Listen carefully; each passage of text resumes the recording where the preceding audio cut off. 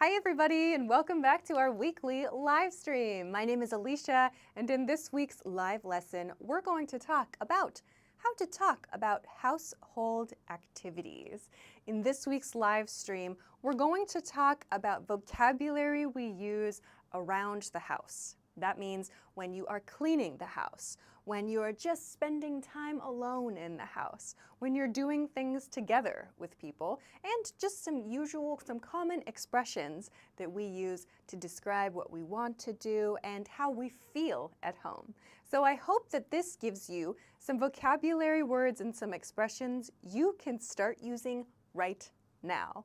So I know many of you watch this at home, so you can start to use these expressions during today's lesson or when you're watching this live stream. So please make sure to send a quick message in the chat on Facebook or on YouTube as you join. I will try to say hello in just a moment, and please make sure to hit the like button and share this video so other people can find today's lesson. That would be super cool. While we wait for people to join us live, announcement about this book right here, this free PDF ebook. The team has created this free PDF ebook that has the core words of English in it. If you don't know, the core words in any language are the most commonly used words in everyday communication. So that means for daily life activities, these words are the most used. So if you want to make sure that you study the most important words first, download this free ebook. It's from EnglishClass101.com. You can download this with just your name and your email address. Go to the link below the video if you're watching on YouTube, or above the video if you're watching on Facebook, and you can find this free PDF ebook there. So check that out. It's a great tool for your vocabulary studies. Okay, good. We have a lot to cover today, so let's get into it. I'll say hello. YouTube, what's up? Victor, Jose, Daniel, Jerome, Victor, oh, two Victors, hello. Pablo, Elton, what's up? Hi. Facebook, Ismail, what's up? Okay, let's get into today's lesson. Hello, Claudemir on YouTube. Let's go. We have a lot to talk about, so let's get started.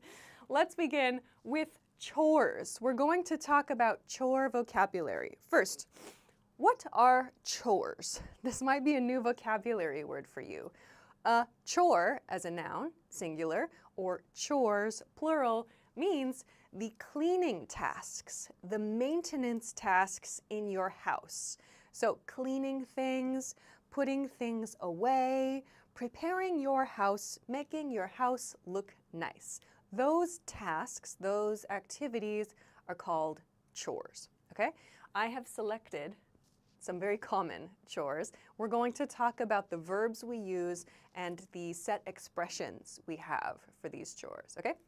So first, let's look at this one. Do the laundry. Do the laundry. This means washing your clothes. Washing your clothes and drying your clothes. We usually say, I'm going to do the laundry. Or sometimes we remove this and just say, I'm going to do laundry. You might also hear do some laundry, yeah? So laundry just means clothes washing, okay? But we don't say clothes washing, we say laundry, okay? So to do the laundry means to take care of your clothes, to clean and prepare your clothes. We have 4 verbs we use to talk about the different steps of laundry. So we have the wash step, okay? So when you wash the clothes, we use soap and water, right? Notice I said wash the clothes, yeah? That's like one step of laundry. We don't often say wash the laundry. We usually say wash the clothes, yeah? The next step is dry, to dry the clothes, yeah? So to dry the clothes comes after wash, when we put it in a dry place or put it outside, yeah? This relates to hang. To hang the clothes means to put it on a line like this, to put the clothes on a line in order to dry. So we use the verb to hang. You might hear hang up also. And finally, we have fold. To fold the laundry means to take it down from the hanging position, or from the dryer maybe, and to fold. This action is called folding. We fold it into a shape that's easy to store, easy to put away. So we have these 4 verbs to talk about the different steps of laundry. That's a lot, yeah? But they're pretty simple, I think, yeah? All right, let's go to the next one. The next expression is wash the dishes. Wash the dishes. Please notice, the verb is wash here. Sometimes I hear learners say clean the dishes. We do not usually say clean the dishes for this chore. We say wash the dishes, as in, can you wash the dishes tonight? Or I'm gonna wash some dishes. Also, note, in this expression, and in others, we use the a lot. And there's a reason for this. I'll come back to this in just a moment. You can put why you think we use the in the chat, okay? So, wash the dishes. Don't use clean here. Okay, good. Let's continue to the next one. The next one, I have 3 verbs that we can use in, okay? So, we have clean, pick up, or tidy the room. Clean, pick up, or tidy the room. They all mean the same thing in American English. They all mean to make the room look nice. So when there's clothes and objects all around the room, it's messy. You say, I'm going to clean the room. I'm going to tidy up the room, tidy the room. Or I'm going to pick up the room, yeah? It means I'm going to make it look nice again. I'm going to pick up the things, like in this one, pick up the objects and put them in their place. So this one, to pick up the room, doesn't mean somehow pick up and hold the whole room, right? To pick up the room means to make the room clean, to make the room tidy, okay? All right, notice here again, we have the. I don't see any theories for this, yeah? Okay, all right. Control desk, good point. Control desk also offers tidy up. We can use tidy up. Nice messages, control desk. Tidy up. So we can say pick up or tidy up. That's also okay. And we can say clean up as well. Yes, you are right. We like to use clean up, pick up, tidy up. All of those are okay to use. Okay, let's continue because we have to go quickly today. The next one is about the floors. The floor. So we have sweep, mop, and scrub the floor. Sweep, mop, and scrub the floor. These 3 verbs are different, so watch out. We have sweep. So to sweep the floor means to use a broom, like the sh, sh, sh, sh on the floor. Imagine my hand is the floor. This is the broom. We sweep, so the dust and the dirt goes in one direction, right? To sweep the floor. The next one is mop, to mop the floor. This means to use a wet piece of fabric or a wet tool at the end, like a Swiffer, I think is the popular one in the USA, to make the floor clean with something wet, with a cleaner. This is mopping, to mop the floor, okay? And to scrub the floor. To scrub the floor means to get a towel or some cleaner and often to get down on the floor and go like this, to scrub dirt, to scrub things. So these 3 verbs are used to clean floors. All of this can mean to clean the floor, right? But there are 3 ways we can clean the floor. Also related, we have to vacuum the floor. Or to vacuum the house means to use a tool that, maybe you know the one that makes the brrr sound, right? When you have to get dirt and dust, the brrr. Perfect, that's vacuuming.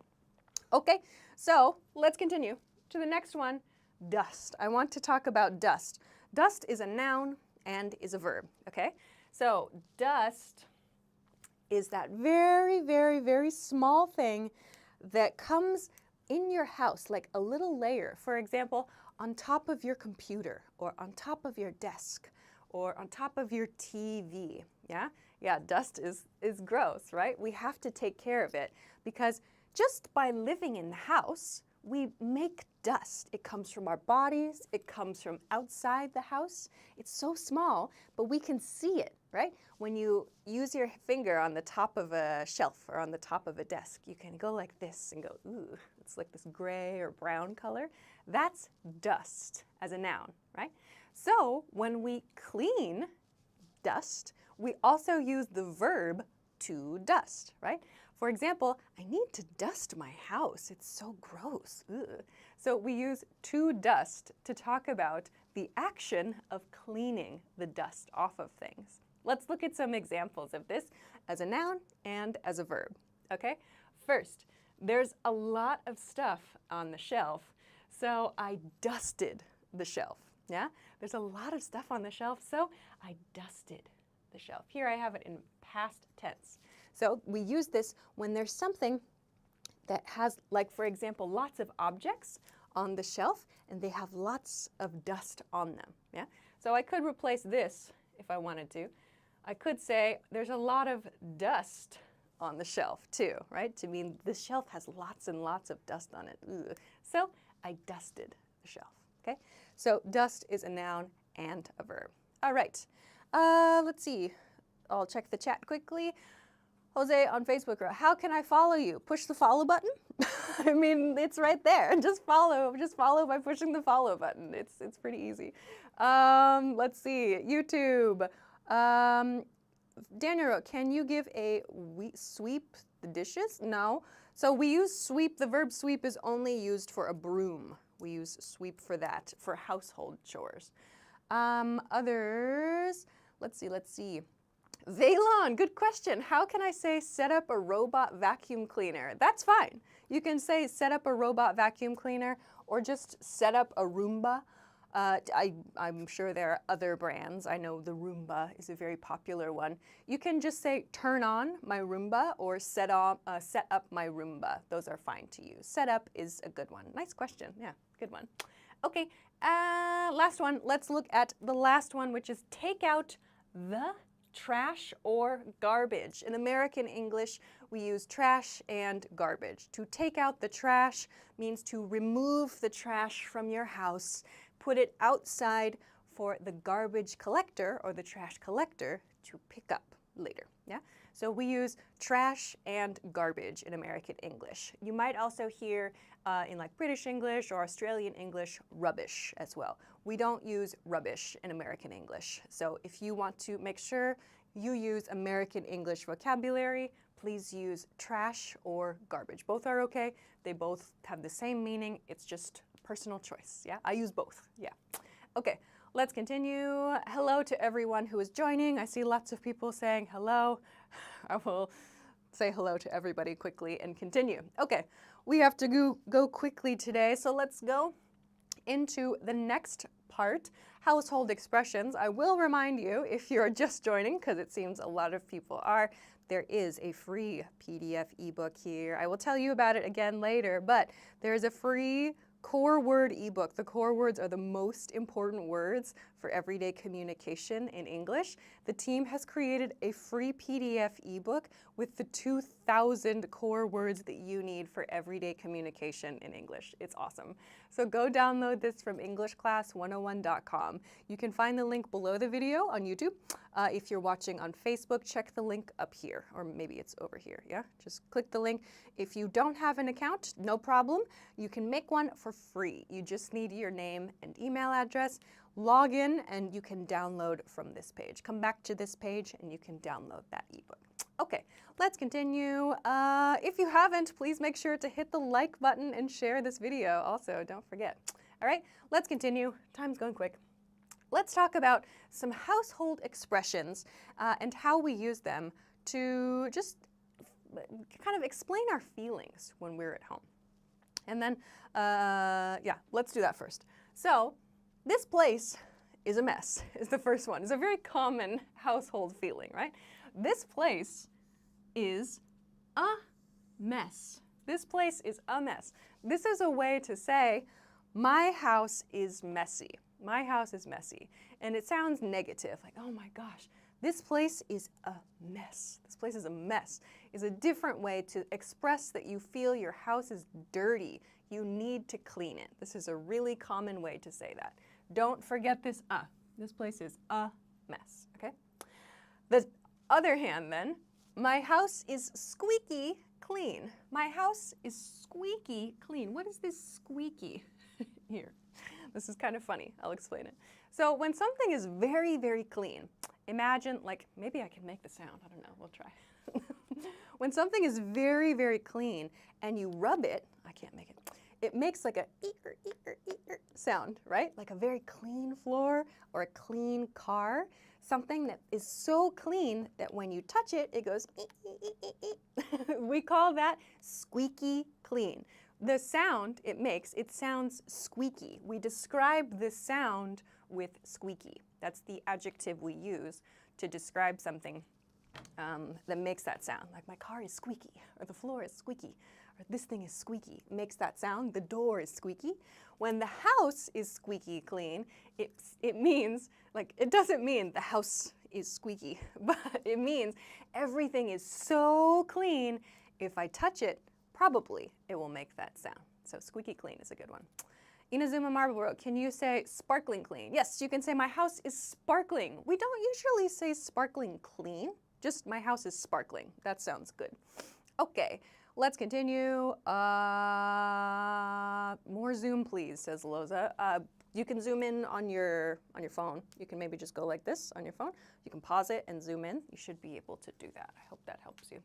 Let's continue. The next one. It feels so good to be home. It feels so good to be home. We often use this at the end of the day. It feels, don't forget this S. It feels so, you can remove this if you want to. It feels so good to be, meaning my body is now at home and that's nice, right? We often use this at the end of the day. It feels so good to be home. You might also hear, it feels so good to be at home.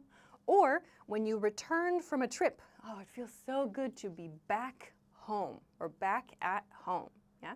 So we use this expression very often at the end of the day, yeah? Or when you come back from a trip. Onward. The next one, I really need to clean plus an object or a room. I really need to clean object or a room, okay? We use this when we are thinking about a messy place or a messy situation. So, some examples. I really need to clean the kitchen, or I really need to clean the windows. So, I really need to clean the floors. Notice we've used the for all of these.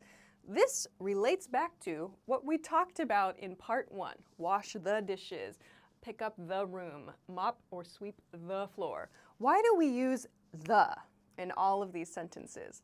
The reason is we are talking about our house, right?